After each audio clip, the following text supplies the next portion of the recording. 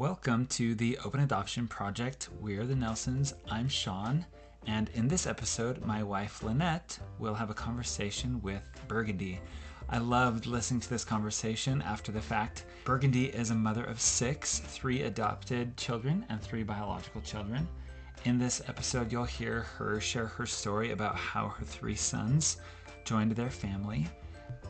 Burgandy shares about having different levels of openness in her adoptions, also talks about some of the blessings and challenges that come with being a parent of children with special needs. We really hope you'll enjoy this episode with Burgandy.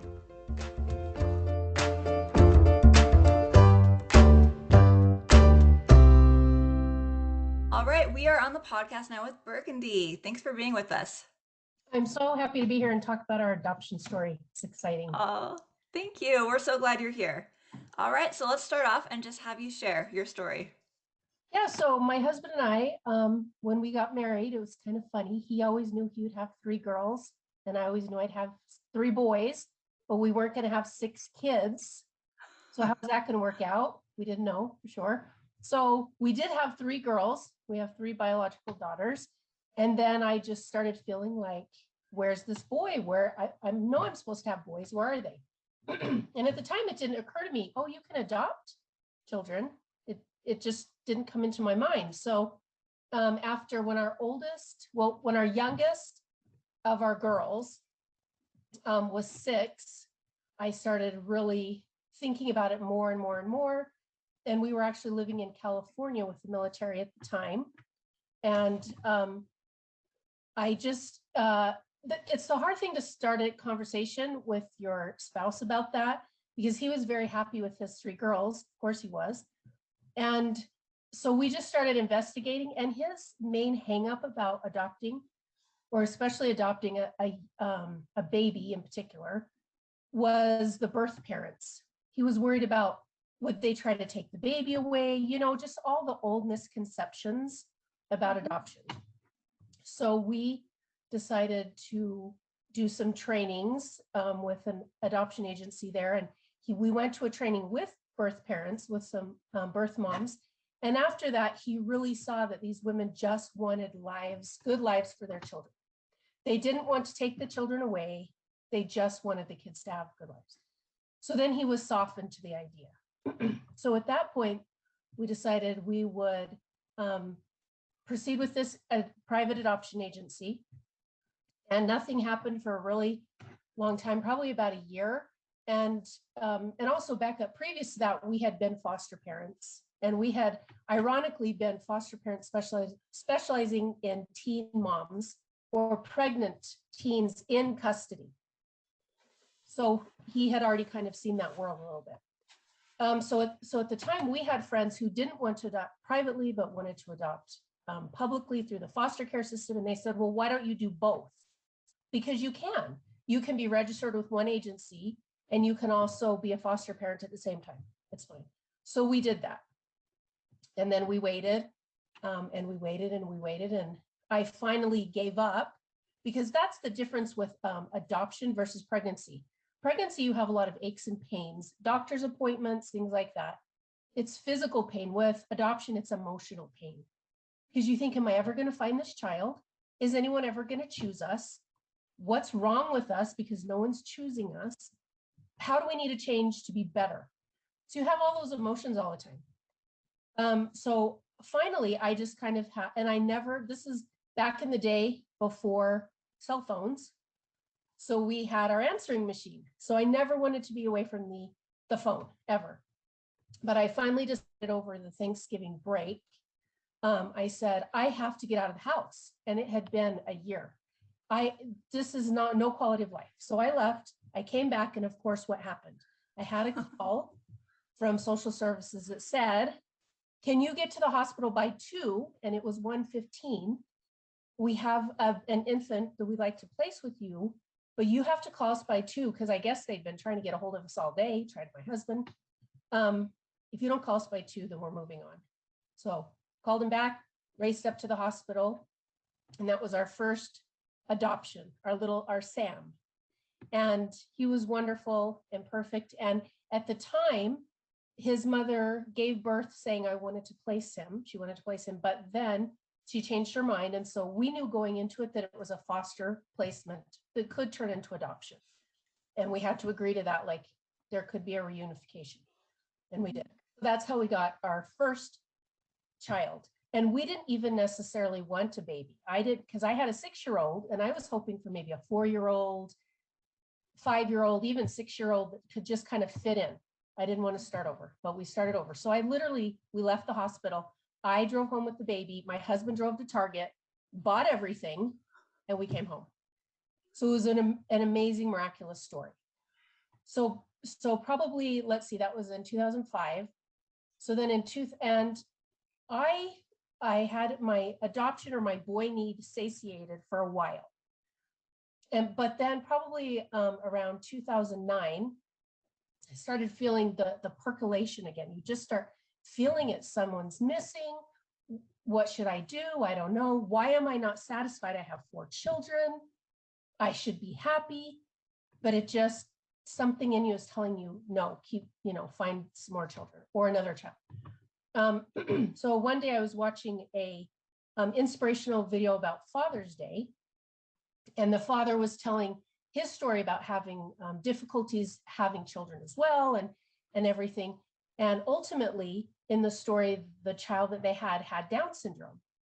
And clear as anything, God told me with words that I heard, you will have a son with Down syndrome.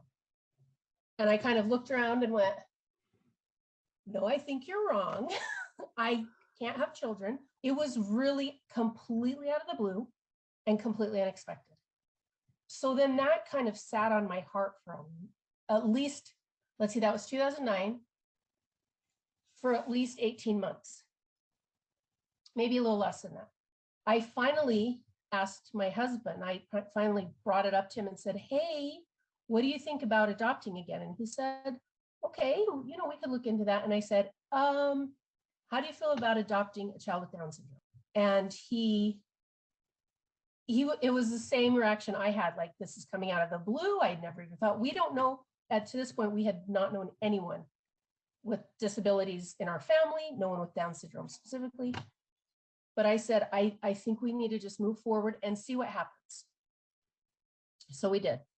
So we moved forward, and at the time we were registered with another private agency, but they told us that they don't really like, they like to place only with their birth moms within the state. They don't really like to have you have a home study and you bring in another person. They don't like to do that. But they said they would work with us. A very, very long story short, we eventually, after even at one point saying no to a placement of 2 boys, because we just, so I started thinking, maybe it's not Down syndrome, maybe it's just kids in foster care who have special needs. Maybe it's not that specific. Maybe I was crazy. Why did I think that? So we started sending out home studies to foster care agencies and everything, and nothing was sticking. And then finally we were talking seriously with a caseworker from Oregon, and it was going really well. And I thought, well, that's 3 boys, because it was brothers. So I thought that this has got to be it. These are the 2 boys. We're moving forward. And I was going to get my driver's license, and I turned into the parking lot, and the same voice, God told me again with an audible voice, if the caseworker presents, or if the boys from Idaho are presented, say no. And I thought, whoa, that's kind of weird. And as I pulled into the parking spot, the caseworker called and asked us to take the boys. And of course I told him yes, because why would you listen to some random voice you think is God? It was, but I thought, this is crazy. But as soon as I said yes, I felt horrible. I went home, I told my husband what happened. I said, I think I've made the wrong decision. It didn't sit right. And that's a weird thing in adoption. You're trying so hard to find these kids. And when you're presented with some and you don't feel right about it, you have to go with that feeling. You have to, even though it's perfect situation, tie it in a bow. If it's not right, You have to go with that because your best is coming and you just have to have faith and you just have to keep moving. So I called the caseworker back the next day and I said, I'm sorry, I've made a mistake. Then I absolutely was devastated because I thought, and this had probably been about a year. I was devastated because I thought I'm never going to find this specific boy with Down syndrome. Never going to find him. So I gave up. I decided to go to graduate school. I decided to heck with this. This is craziness anyway. So I just gave up. So my husband and I were members of the Church of Jesus Christ of Latter-day Saints. So we're Christian. So we were attending our temple and I was just trying to get some spiritual clarity about this whole situation, some peace to move forward in a different direction. And as we're getting ready to leave, all of a sudden, this man walks in front of me and he has Down syndrome. I start bawling and look at my husband. He thinks I'm crazy. But I knew, don't give up. It wasn't immediate, but we did end up adopting a little boy with Down syndrome. In, let's see, we got the call in August. No, he was born in August 2011. We got the call probably in December, I think. And then we picked him up in February. Baby, he was 6 months old. So now I have 3 girls, all 2 years apart, then 6 years, then Sam, then 6 years, then Ahan, then our little guy with Down syndrome. And from the time we got him, we knew, his birth parents knew. For example, my 15-year-old daughter, who's from Utah, became obsessed with Indian culture and Bollywood, specifically obsessed. She talked about it. That's all the movies she watched. And so when this little guy, Ahan, the potential to adopt him, when we had that offer, I thought, if we don't get this child, it's going to devastate her. So we didn't tell her that he was Indian at first. But then when we were having our first phone call with his birth parents, they were getting to know us. We were asking each other questions and they said, Madison, how is it that you became interested in Bollywood and Indian culture? And Ahan's mom said, and who are your 4 favorite actors? And so she names off her 4 favorite actors. And then there's silence on the line. And we thought, oh, we've said something wrong. Like we didn't want to offend anyone because they're Indian from India. I probably should have mentioned that. They are Indian. They started laughing and they said that is Ahan's birth dad. Those are his 4 favorite actors. So we knew. We were like, that's it. Mm-hmm. And at the same time, we found out later, the reason Ahan was 6 months old when they placed him is because they had tried to place him with 3 other families. And every time they tried to place him, they were stopped. The paperwork didn't go through. It blocked. And they were getting panicking, like, why can't we find this family? So it was all meant to be. We just had to find the road. So we get our Ahan, and then I'm incredibly happy because I've been wanting this child forever. So so the first adoption was public through foster care, second adoption private.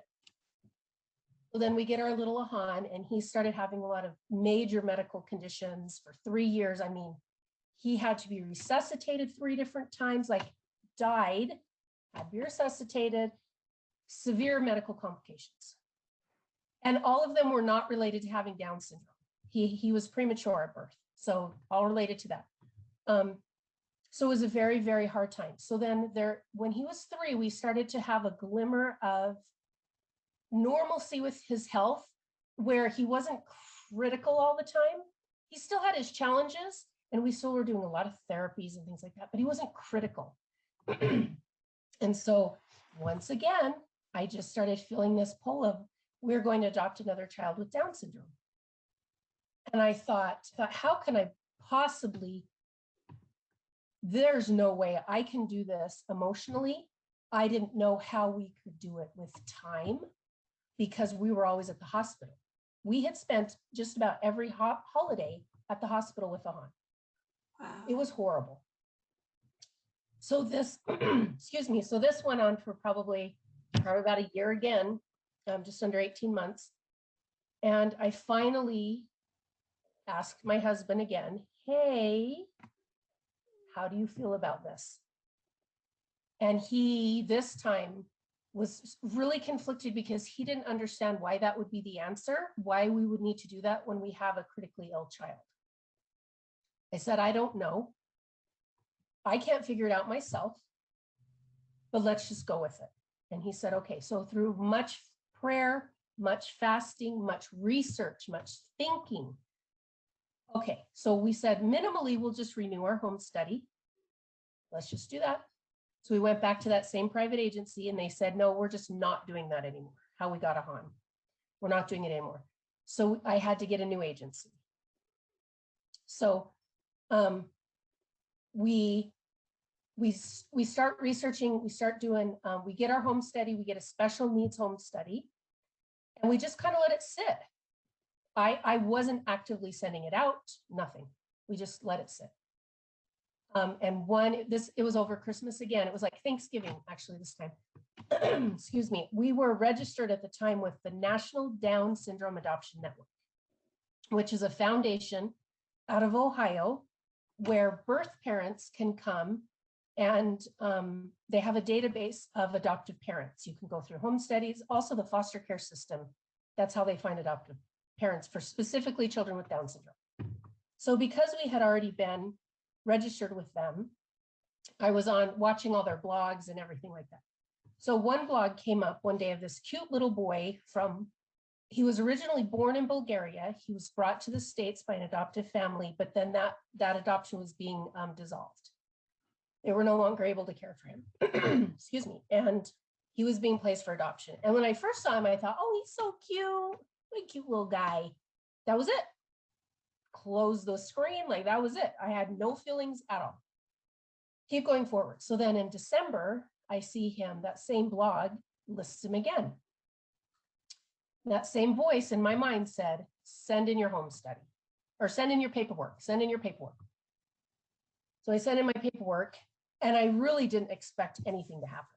I didn't have this overwhelming burning feeling like I had with the other two. I just sent in my paperwork, So then time goes on and I thought, I really have to come to emotional and spiritual terms with what's happening because I don't know that I really can take another child with Down syndrome. Who knows what their health will be, what they will be like, who knows? And so I remember one night I was praying and I just said to God, I said, if you want me to take another child with Down syndrome, I will. But you have to heal a Han. You have to make him well. You don't have to take away Down syndrome. You don't have to take away cerebral palsy. At this time, he had a G tube. You don't have to take that away. You don't have to take any of that. I need him to not be in the hospital. I need his health to be good enough that I can care for someone else. And from the day of that prayer, for 3 years, actually for 6 years, he just had his first fever this last spring in 6 years. He has not even had a sniffle. He went through COVID. He went through everything with not a sniffle. So I said that prayer and we decided, you know what, I'm going to just give it over to God and let him do it. So we get a call, of course, from the agency and they said, we would like to match you with this little guy named Stefko.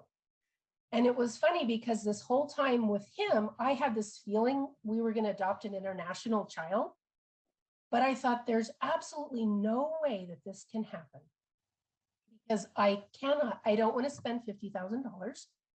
I don't even know how to begin researching countries. I can't leave a Han. I have other little children. They weren't little, but they were all teenagers. I can't leave everybody to go. How's this going to happen? So that was in the back of my mind, but not concerning me, but in the back of my mind. So then when we did get matched with him, we found out he was from Bulgaria. And I said, well, there it is. He is an international kid, born for 6 years. He lived in Bulgaria. 3 years he lived in New York State, and now he's with us. And getting Stefko, and Stefko, it's kind of an interesting name. People always ask me, what is Stefko? And I said, well, in Bulgaria, his birth name is Stephen, and Stefko is the pet name. So you would have your William and Billy, Thomas and Tommy, Stephen and Stefko. So he's kind of like the Billy, right? That's Stefko. Stefko, since we got him, is the most loving, most wonderful, kindest, most obedient. He takes care of himself completely, right? He dresses himself, he does everything. He is the healthiest of our entire family. He has no health problems. This child is a miracle. And he's exactly what I needed him to be. I needed him to be someone we could love, we could care for, someone who could love us, but I couldn't do medically fragile because with Ahan, we were still dealing with all of his therapies, his special schools, all of this.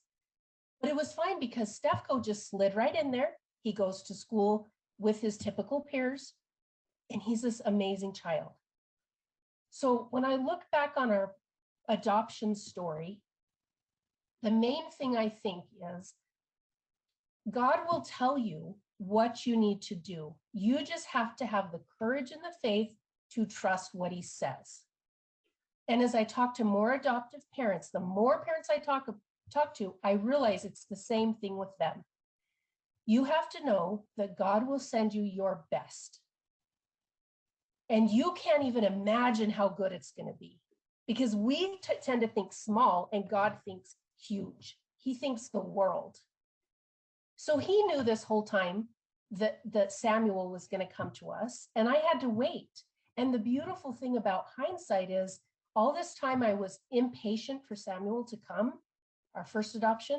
He was literally in his mother's stomach. He was gestating. So me trying to hurry him up was not good. God knew he was doing that, right?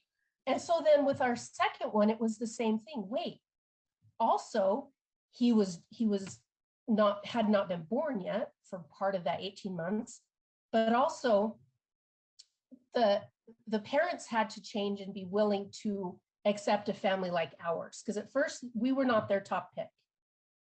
But then eventually the foundation felt comfortable showing them our home study and they picked us. So we had to wait for them. And then with Stefko, it's the same thing. God knew that Stefko is this amazing, wonderful child who will fit perfectly into our family. And I just had to have the courage to say yes when it was time. So that's the thing that I've learned with all of my children, but especially my adopted kiddos, is if adoption is something that is in your heart, if you feel this desire, just know that is what you're supposed to do. Be brave, be courageous, and know that it will work out. And it may take years. I mean, from our first adoption to our last adoption was what, 12, 15 years. This was a 15-year process, right? Oh. And we kept saying, oh, take another one, take another one. It was a 15-year process. It could take a really long time. It's going to be emotionally exhausting. But now that I'm on the other side, it has changed me as a person in ways that are just, I mean, divine. I would not be the same person had I not had to go through that challenge of finding my 3 boys in like all these different ways. I would not be the same person. Our family would not be the same. So if you're feeling that, you have to just get on that roller coaster and ride it and know it's going to be the best thing that you ever did. So that's kind of our miraculous made short. I love it. Wow. Thank you for sharing. A quick question. How old was Stefko when he came to your home? So he was 9. So it was, okay. That's kind of a little funny story too. So we got Ahan at 6 months, and two quick things about that. If you already have children, your children will know you're going to adopt. Even though you don't tell them, they have the same feeling in their heart. So our Samuel, when he was 5 and he was getting ready to go to kindergarten, he got a little stuffed bear and he called it his brother bear. And he took Brother Bear everywhere, literally everywhere. When we went to kindergarten, Brother Bear was in a stroller with him to kindergarten. He knew he was getting a baby brother, but we hadn't told him we were trying to adopt yet, or that we were thinking about it. So then the same thing happened with Stefko. So Sam said to me one day, he said, I really wish I had a brother. Not a brother that's 10, not a brother that's 8. I want a brother that's 9. And I said, dude, buddy, so if we adopt again, you want a brother that's 9. He said, I want a brother that's 9, not 10, not 8, 9. So Stefko and Sam are 24 days apart. Stefko was born on November 3rd. Sam was born on November 27th. They are almost twins. So Sam got exactly what he knew he was going to get, a brother that was not 10, that was not 8, a brother that was 9. So it was very different getting a 9-year-old, but at the same time, I could not have done another baby. I said, no way. So it was perfect again. I love that. I love that he knew, that Sam knew that Stefko was coming. Knew and not that he was 10 and not that he was 8, but that he was 9. And he was 9. So cool. That's neat. All right. So we're going to get into a few of our questions, and a lot of these questions come from listeners from our podcast. So a question that prospective adoptive parents have asked us is, how do you know if agency, private adoption, or foster to adopt is the right route for your family? So like I mentioned before, we kind of threw it all up at the wall. You know, our first adoption with a private agency didn't work out. They never placed anyone. We never got any calls. And we were just open to doing both. So that's something that you within your own family, your own heart, you have to investigate. But I would say throw it all at the wall and see what sticks. Don't be afraid of foster care. You never know what you're going to get. Don't be afraid of private because of the cost or whatever. You never know what you're going to get. Investigate it all and try everything. I love that. Many of our listeners are considering becoming foster parents. Based on your experiences, do you have any advice that you would give them? Yes, so much advice because we have been foster parents to adopt with Samuel, but before that we were foster parents of teens and their children. And we never had custody of the girls. They retained custody of their own children. We had her as our foster child. It's another one of those things that's very emotional because at the end of the day, you do want the parents to succeed. You want to keep families intact. That's the goal. You should not go into foster care just to adopt unless your state, for example, in California, they have a specific program, foster to adopt. You get not licensed, but you're in that route, okay? They would have never called us for any foster placements. They would have only called us for kids that were straight up adoption, which is why we initially got the call for Sam, because that's what his mother told the caseworker in the hospital. That's why we were called. That's why they then had to ask us, hey, we're going to have to switch all your paperwork to foster care because she's changing her mind. So you need to see what your state does, because it's a little bit disingenuous for potential parents to go in there and say, I'm not really interested in helping a family. I'm interested in adopting a child. If you want to adopt from foster care, there are many, many children already in the foster care system that are ready to go. Terminations are done, they're ready.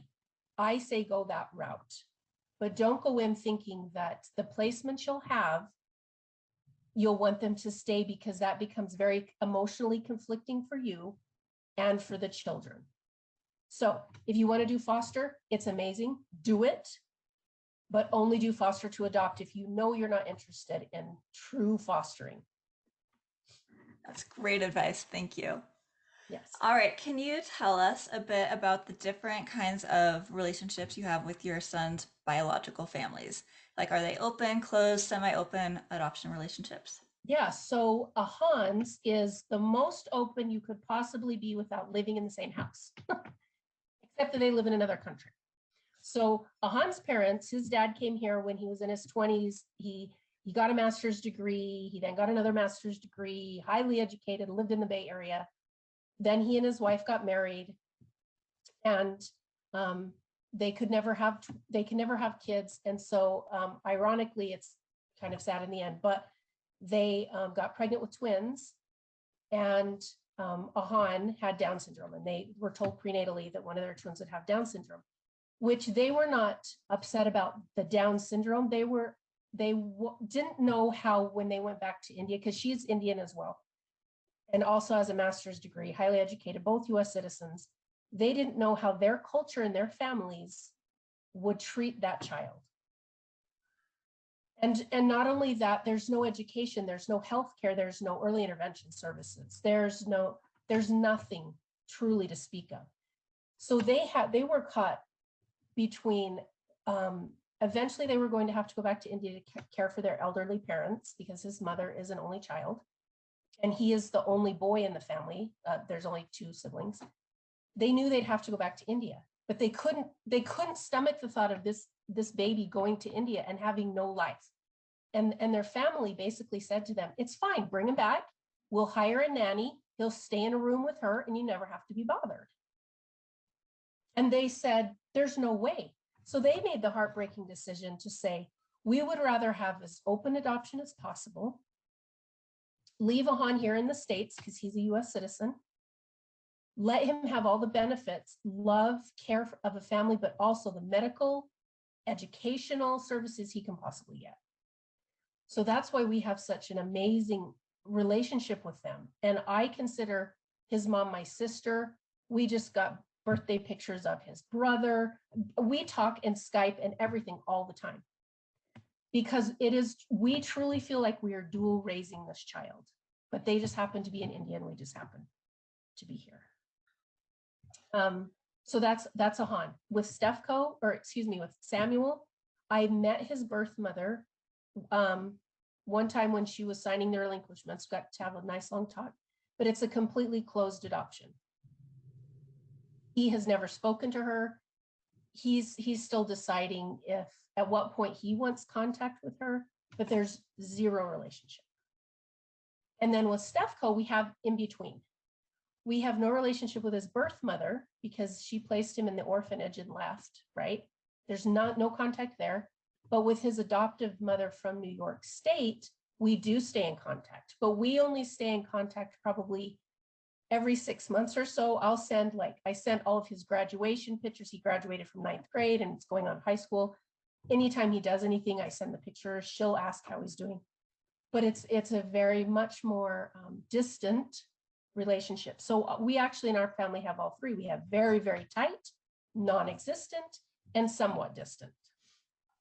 Wow. Yeah, that's so interesting to have such a broad range. It's everything.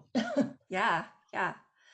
So speaking specifically probably about Ahan, what did you do to nurture that relationship with his first parents and to really bond with them and create this positive relationship that you have now between the time that you were matched and the time that he joined your family?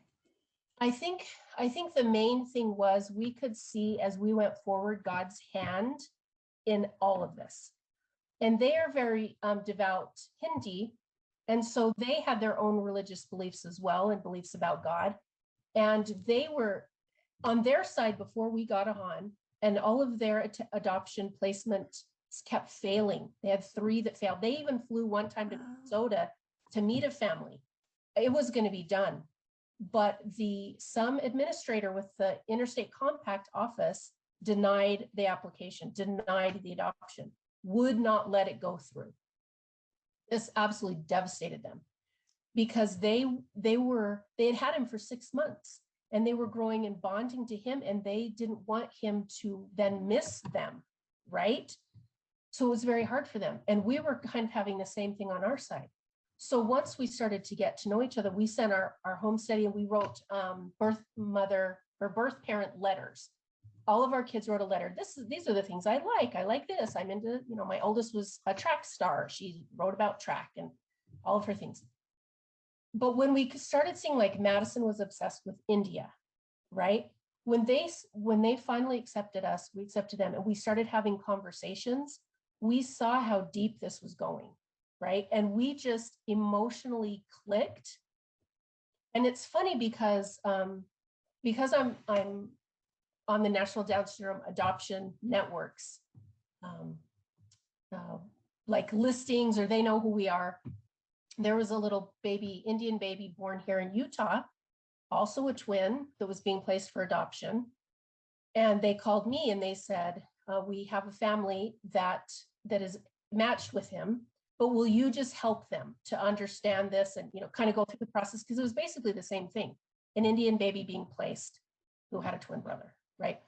But they said the same thing about their birth parents, is that they just knew. It just solidified and they just moved forward. And we don't know how to explain that except to say that it was divinely put together. I think that's the main thing with us is we just, and sadly with Ahan, so he had not been in our house for 1 month when he got RSV. He got sick, which then developed into pneumonia. He was flighted to primary children's. Well, that was the first time he coded in the emergency room. Was life flighted. We're driving there. I'm outside of his intensive care room. I'm on the phone with his parents who are still in California, bawling my eyes out. I said, I am so sorry. You gave your son to me. And this is what happened. And they said, this is why we gave our son to you. Because you can access medical care for him once we go to India. They could have done it in the Bay Area right now, but that was not what happens when he's 10, what happens when he's 15, what happens when he's 25, right? And I think that was the moment that just put us together on another level, that we knew we're in this together. And that hasn't happened obviously with Sam's birth parents or Stefco's. It just, this experience of having 4 parents of his children, and even when I talk about Ahan's, I don't call him his birth parents, Dan, when I say Ahan's parents, we are doing this together. And so I think that's what has deepened our relationship, just because of who we all are, but because that's how we view it. That here's this little special dude who we all love, and they're parenting from there and we're parenting from here. So that's really beautiful. Thank you. What are some of the challenges and some of the blessings that accompany being an adoptive mom? To be honest, the challenges are being placed with a child. Once the child comes, the challenges are the same as any child. You can give birth to a child that has Down syndrome and you're walking the same path I'm walking. You know, you can adopt a child through foster care. You can be walking the same path I'm walking, right? That doesn't change as much. I think it's the initial, first of all, is this feeling that I'm feeling right? Is this feeling legitimate? Am I strong enough? Are we financially stable enough? Will my family accept an adopted child? All of those questions, that's the hard thing, I think. Once you can come to terms with those things, I think it gets easier. It's just having another child. Like with Samuel, for example, when we moved back to California, from California here, he was 18 months old. Nobody in our community, none of our neighbors knew he was adopted, because as an adoptive parent, you don't say, hi, I'm Betty. These are my 3 biological children, and this is my adopted son. You don't say that. You just kids, right? And all of our boys look like my husband, which is kind of funny how that ended up happening. The girls look like me, and the boys look like my husband. So we never kind of differentiate that. It's just after the adoption's done, they're just my child. So for me, that's where all of the heartache came, was the pre-adoption, but then afterwards, he's just another kid. Awesome. What are some of the unique challenges of being a special needs parent? That is a good question. I think a lot of people are really worried about adopting. So all 3 of my boys are technically on paper in their adoption decrees, special needs adoptions. Samuel, because his mother was homeless and was mentally ill, he qualifies as a special needs adoption. Obviously, my other 2 boys, Down syndrome, special needs adoption. That qualifier, that legal qualifier, can be broad. It can be anything from special needs adoptions are also kids that have siblings. They are considered special needs adoptions. So you can have emotional special needs, right? Like I'm a sibling parent of 3 and we're going to live in this family and I feel about that, right? Those are special needs. You can have a child who has special medical needs like Ahan, that has only ever grown up in our family. He doesn't know his birth parents. He only knows us. So I deal with those medical things, which can be just as varied, right? So I have Ahan, from the time of his conception, had the best medical care that money can buy. Yet through all best intentions, he still ended up having a lot of severe disabilities. No one anticipated that, right? And then you have my Stefko, who technically has Down syndrome, and he is basically nonverbal, but everything else about him, he is a joy and everyone loves him. So the special need can vary so much. So I would never want people to be worried or think that they couldn't handle a child with special needs, because anyone who's been a parent knows every child has needs, and some of them are more specific than others. And to be worried or think I could never have a child with cerebral palsy or a deaf child or a child addicted to drugs, I could never do that. Well, of course you can do that. Of course you can, because if it were your biological child, you would do that. Mm-hmm. And so you just be brave and just say, you know what? I want to give love to a child. I want to grow my family. I'm going to be open to anything. And then once you're matched, or once you decide, like for us, it was Down syndrome, whatever it is, you then just become educated. I know so many things about the medical care, specialty care. I can read a chest x-ray like nobody's business because I have to, right? So that's the thing. That's the thing about the beauty of parenting. Foster, adopt, biological, whatever it is. That's the beauty, is these children, through their own special circumstances of life or special needs, every kid is going to teach you something and needs something different. So maybe we can get rid of the label of special needs and we can just say, you know what? We're going to be open to anything. And we're going to know that God's going to give us the best for us, which for us is a totally amazingly gifted, amazing, handsome boy, Sam. And then I have my little medically fragile, perfect baby that everybody loves, who's now 10, and I still call my baby. We have him. And then we have Stefko too. We're raising, and then we have the 3 biological girls. We're raising everything. And for some reason it works. So don't be scared off by special needs. I love that. And on a similar thread, what do you wish that you could tell yourself at the beginning of your adoption journey? Relax and just let it happen. Honestly, have faith and just let it happen. If God tells you you're going to have a son that has Down syndrome, believe him. Just believe him. Just, it's going to happen, right? And get out of your own way. Get out of your own head and just do the best. Do all you can do. Do your home study the best you can do. Get your paperwork together. Save your money. Do whatever you have to do. Talk to your family. But at the end of the day, you just have to go forward in faith saying, I know that this is the right decision. And I'm just going to be brave and get on the roller coaster, because it's going to be an emotional roller coaster. But if you can just hold on tight, it's going to be amazing. But it's, you know, there's nothing that you can prepare too much. You can never be too prepared, but you can be too neurotic, right? And I feel like with the Han, I became too neurotic, right?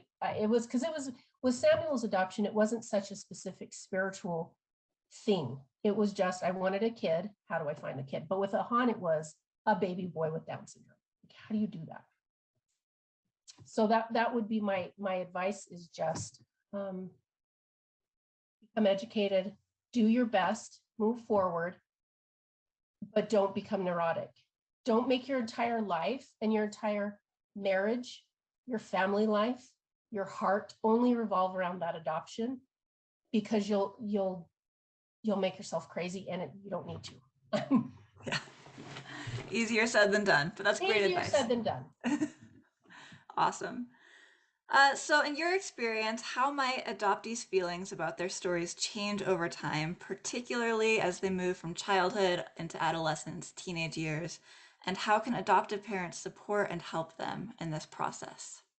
With Samuel, he's always known he was adopted. And it was kind of funny because we weren't really sure how we were going to tell him initially. But then, of course, one day, his friend across the street was there. His mom was going to have a baby. And it's the conversation of, hey, Mom, did I come out of your tummy, or something about the mommy tummy, right? He was little. He was like 3. And I said, oh, no, buddy, you didn't come out of my tummy. Come here, I want to tell you the story of how you came. And that just kind of is what happened with Sam. So there's never been a time that he didn't know he was adopted, because that's kind of how we said is, oh, some babies come out of this mommy's tummy, some come out of this mommy's tummy, whatever. For most of his life, I would say probably the first 10 years of his life, he never really thought about it. But then when he was maybe 10 or 11-ish, he really started, because we call him racially ambiguous. We don't know what he is. We knew his mother was blonde, Caucasian, fair. We didn't know anything about his dad except he wasn't, because Sam has dark skin, very curly hair. We thought he was Polynesian. He's very, very muscular and large, right? So we thought, oh, he must be Polynesian. So we did a DNA test, and it came back that he is more than 25%, probably about 30% African-American from West Africa. So, oh, okay, that makes sense. And then after that, he really attached to that side of himself. And it's so funny, my perfect boy, when he was, gosh, how old was he? Maybe he was even younger when we did the DNA test. It's crazy. One Halloween, buddy, what do you want to be for Halloween? And he said, I want to be the continent of Africa. I want to be the continent of Africa. And I said, okay, buddy, how are we going to be the continent of Africa? We literally got a poster board, drew Africa, drew all of the countries. He colored all the countries, and he was the continent of Africa. Great. Okay. So it's been very interesting watching him mature and watching him grow and understand genetically who he is, but still not understand who he is. So for us in our family, and in our religion, we believe that families are forever, and that your ancestors are crucial to your life, and they can add so much richness and depth to your life. And so Samuel, when he was, I think 12, started digging into his family history through familysearch.org.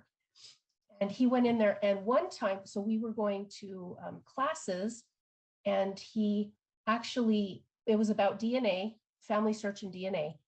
And he was able, with the help of one of the workers there, to go on and actually find, through this site called Find a Grave, he was able to find his grandfather's headstone, on his mother's side. Because we have her information, we have nothing for the biological father. And ever since then, now every Sunday for about 2 or 3 hours, he sits and does family history and researches. Because that is something in him that, even though he loves us desperately, he wants to know who he is too. And it's been really nice to say, you know what, buddy, I don't know 100% who you are, but let's research even the 2 countries, Togo and Benin, I think, where most of his DNA comes from. I said, let's learn about those countries. And so for him being adopted, I think it's kind of, because he's still younger, it's kind of an evolving thing still too. But he's very connected to not only who we are, but who he is. So, and we'll see. And I even asked him the other day, because he's going to be turning 16 in November. And I said, when you're 18, do you want to reach out to your birth mom? Because we have her Facebook page, like through Facebook now, you can find anybody. And we think we found his birth dad because of YouTube. He has a YouTube channel, which is crazy that you can, and he has Samuel's face on the YouTube channel. So it's like, oh, okay, weird. But I said, do you want to reach out? And he said, I'm not sure yet. And I said, great. Well, you just let me know, buddy, but you have to be at least 18 legally. And I think emotionally you should be at least 18. And if you want to reach out, you can. If you don't want to reach out, you don't have to. This is something, that's a personal, private decision. But just know your mom is your mom. She'll always be your mom. And I think one good thing, though, too, is that Sam sees the loving relationship we have with a Hans family. And a Hans twin brother calls Sam his older brother. Oh, that's cute. Loves Sam. So I think Sam is in a unique position that he's only seen the really beautiful things about adoption and family relationships. So he's not craving that as much, because he's kind of already getting it. Does that make sense? Yeah. Yeah. He loves adoption too. And he's so cute, because when he was little, he said to us, and Sam's been obsessed with having a family since he could articulate words. one day he told us, he said, I'm going to adopt all the kids on the adoption list. Oh, Somebody, you better get a good job. You better have pride for those kids. But I think when these kids have these positive experiences, they just want to share it. Because, yeah. you know, it's nothing to be scared about. It's just something I've been loved. I want to love too. That's sweet. I love that. So we've talked a little bit about this with Sam and with how he's seen your open adoption relationships with his younger brother. But is there anything else you want to talk about with how do you handle having these boys that have different kinds of openness in their adoptions? It sounds like that's worked really nicely. Honestly, for us, it's really just kind of organically worked out in that one, his mom, he knows he can reach out, so he's not striving for that. With the Hans parents, he kind of gets that anyway. Like, I still Yeah. have this birth parent relationship, and he loves them, they love him, so he gets it. And with even with Stefko's family, so we took Samuel with us when he was 9 to New York City for a week to pick up Stefko, because we knew it would be best for Stefko if he had another child there to kind of buffer that. We didn't want him to think he was being kidnapped, right? Because that's, Yeah. meet these people, and yeah, you're going to go to lunch a couple of times, but eventually you're going back to the hotel with them. Mm-hmm. Eventually it's real. We didn't want him to be scared, so we took Sam. So Sam got that great experience of going to New York State, picking him up. And ever since then, he got to meet that family and talk to them. But I mean, he was 9. But since then, I don't even know that I've shared any of her emails with Sam to say, oh, hey, by the way, Stefko's mom emailed. I don't think I've done that. And he's not asked either. So I think for him, in our particular situation, he gets what he needs through Ahan's parents. And so he doesn't feel, and he's never even said he feels jealous, because he feels like that's his family too. Yeah. And we connect on a different level with him because he's a cognitively typical kid, right? So whenever we talk on the phone, they're like, hey buddy, what's going on? Like, tell us about your life, right? He gets that met, but through someone else's biological parents. So Yeah. But he still feels included. Anything. Yeah. Yeah, very cool. I love that. That feels so inclusive. Do you have any suggestions for other families trying to navigate these different relationships with multiple kids that have different scenarios for their stories? I think for us, as the parents, if we can get rid of our insecurities first, and it's okay if Sam ends up liking his adoptive or his birth parents better than me, I have to be okay with that, right? Yeah. And so I think if we can get out of our way and just say it's not personal, right? And let them develop those relationships in the best healthy way they can, I think that ultimately helps everyone the most.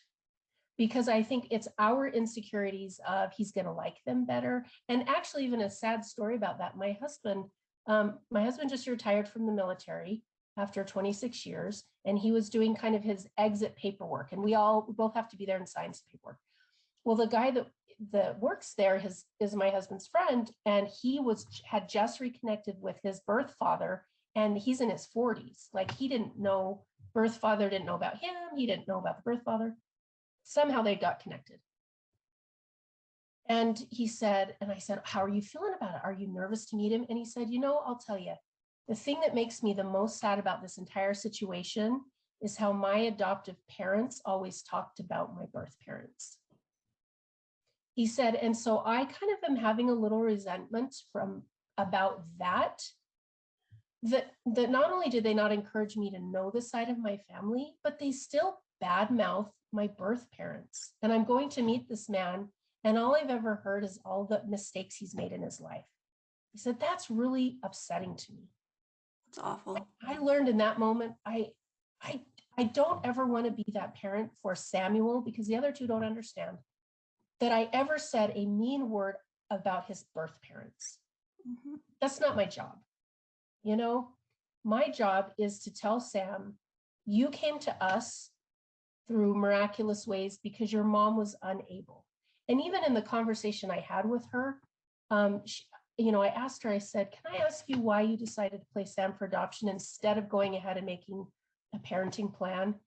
And she said, I want Sam to have two things that I can't give him. And also, she is a licensed attorney and has a computer science degree. So this is a woman, for whatever reason, found herself homeless. And I don't judge that, and I don't know. She said, I want Sam to have two things I can't give him: an education and a father. I can't give him any of those things. If I could, he would be with me, but I can't. And so I told her, I said, well, just so you know, my husband's in the military right now, learning his second foreign language of Arabic. He also speaks Russian. We are a highly educated family. We expect high education in our children. So just know that I will move heaven and earth to educate your son. I said, and secondly, my husband is the greatest man you'll ever meet, because all he's ever wanted since he was little was to be a dad. And so I've had this conversation with Sam a lot. I said, Sam, the reason that I'm on you about your grades and we have high expectations is because I have to fulfill that covenant, that promise that I made with your mother, that not only would I give you a father, but that I would give you an education. And your dad feels the same way. He is trying to be the best possible father because we are trying to respect her wishes to the best of our ability. And so it's been very interesting. So I would say if the birth parents or the adoptive parents can respect and love and come to terms and not judge the birth parents, because a lot of people, even about a Hans family, oh my goodness, the things I hear about, how could you possibly place a twin? How could you? You don't need to wonder that. That's none of your business. You don't need to worry about it. And I don't need to worry about it. It is their decision. And so if we can just respect and honor that decision and show that respect and honor to our kids, I think it makes everything better. That is so well said and beautiful. Thank you. All right, last question. Is there anything else that you want to talk about or share? Everything. I love adoption. It's the best thing in the whole wide world. And I evangelize adoption to everyone. They always hear our stories because our boys very much look like my husband, like I said. So when they hear they're adopted, like, what? You adopted them? What? I said, yeah, it's the best thing I ever did, and you should do it too. Oh, I could never. Of course you could. Of course you could, right? Oh, you have these. And the thing that drives me crazy, and I wish people would not say this, specifically about adopting kids with special needs. Oh, you're a saint, you're an angel. Actually, I'm not a saint, and I'm not an angel. These boys have made they have made our lives richer, more beautiful. I have grown as a person than I ever would have not having them. So they have done me a favor. I am not doing them a favor. And I think that that's the thing. We get that in the community a lot. People saying, oh, bless your soul for adopting. No, not bless my soul. I am getting the benefit of this. I am getting to have this little person in my life. So it's not that I'm a saint, and that their birth parents are sinners or bad for placing. So that's the main thing I tell people: adopt. Don't be scared. Don't let your insecurities take over. Just be brave. If you're feeling like you should do it, you should just do it. And it was funny too. We even had Chris, so my husband. So I'm from Utah. My husband was going to college in Oklahoma and came out to Utah on a LDS mission. And that's eventually how we met. But while he was on his mission, knew a family that had a little girl in the family. Well, that little girl grew up. And so one day she called me and she said, so weirdest thing, I'm feeling like we should adopt a baby with Down syndrome. She said, it's really weird. It just comes on you and it just sits on you. She said, but I'm really drawn to doing an international adoption and I'm really scared about that. And I gave her the same advice. I said, don't fear, get your ducks in a row and go and let God make a path for you, because he will. He will. If you just say, I'm going to turn in my paperwork, I'm going to save my money, and I'm going to go, he'll make a way. And they did it, and they got sweet little Lucy, and she has said that was the best decision that they ever made. And so that's what I tell people. I say, don't be afraid, and don't think about the future. Well, what about? my children, like people say all the time, well, your kids are going to live with you forever, my two disabled kids. And I said, your child could be hit by a car tomorrow and live with you forever. Your child could be addicted to drugs. Anything can happen to anyone's child, right? And so don't live your life about what about. Just say, I have room in my heart for someone else, and I want to love them. And it's going to financially be hard, and you're going to have to make some sacrifices. It's going to emotionally almost devastate you at times, but you will never regret the decision. You will never, I have not for 1 minute regretted a thing, because it has been miraculous from start to finish. So that is when I evangelize to people, that is what I say. I say, be brave, just do it, and get support along the way too. Talk to other adoptive families, and that can give you strength, and that can, it can push it forward. Like when we were getting on, we had some really dear friends, and they had been married almost 20 years and they could never have kids. And then one day they were sitting, it was his brother-in-law was sitting in a job interview at an adoption agency, and a birth mother came in, and she had twins. She was pregnant with twins, and she was going to place them for adoption. And so this it was a brother or an uncle or somebody called our friends and said, hey, you should get your paperwork in, because there's a set of twins that are coming. And they were like, oh, maybe we should try that. And they did. They got those twin babies. If you can even believe it, miracles literally happen. They will happen. And every adopted story I've ever heard, it's the same thing. The universe is parted and changed and moved for families to come together. Don't forget that in your adoption story. You're brave enough, you're strong enough, you can do it. You just have to get on the ride and know it's going to be crazy, but it's going to be the most exhilarating, fulfilling thing you ever did. Wow, I love that. So Thank you so much.